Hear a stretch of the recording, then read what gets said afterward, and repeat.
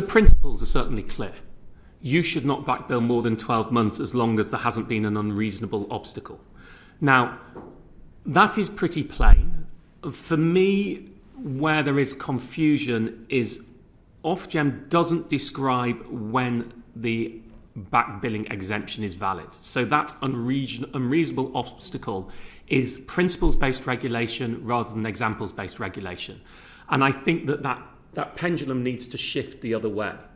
You know, has someone came to read their meter, they were not available at the time, so the meter reader went away, they then sent letters to that person says they didn't receive the letters. Has the company done enough? Has the company not done enough? The company will clearly say it's done enough, the consumer will clearly say it hasn't done enough. Where is the dividing line? I don't know, because all we have is there should not be an unreasonable obstacle. Now, we all know that the definition of reasonableness changes depending on who's looking at it and whose definition of reasonable is. So I think there's a lack of specificity in the definition of that. With that said, I think there are companies who clearly know there has not been an unreasonable obstacle who are still backbilling.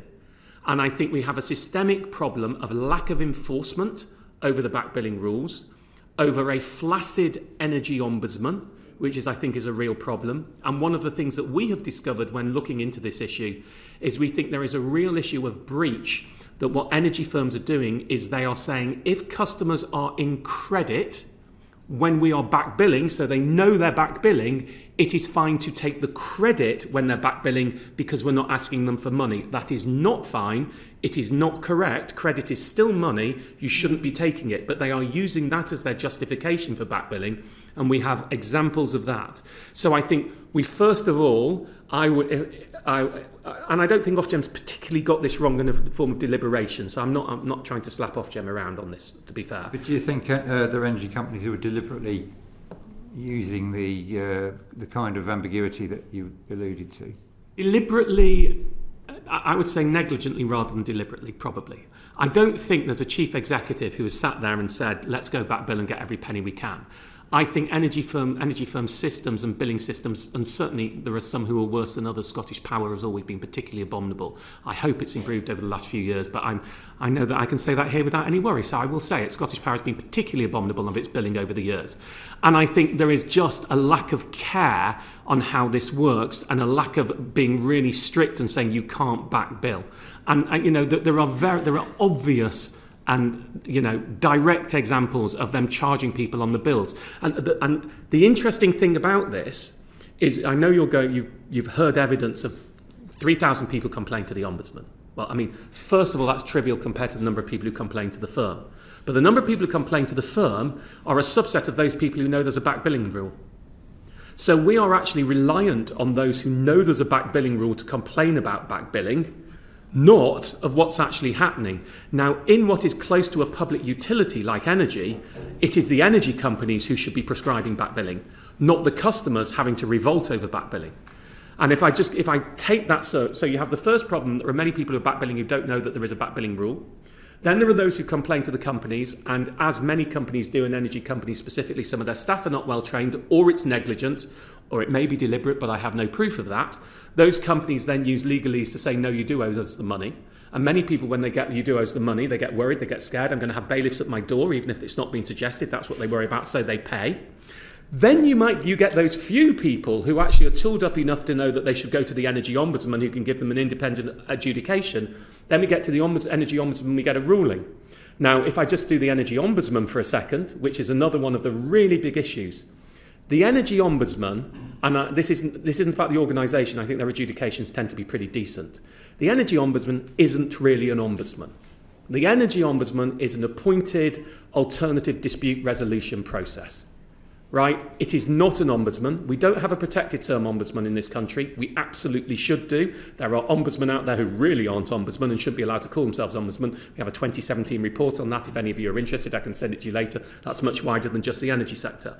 So there is only one, in the consumer sector, really strong ombudsman, and that is the Financial Ombudsman Service, which is a statutory body. When you get a ruling from the Financial Ombudsman Service, first of all, almost all firms obey it.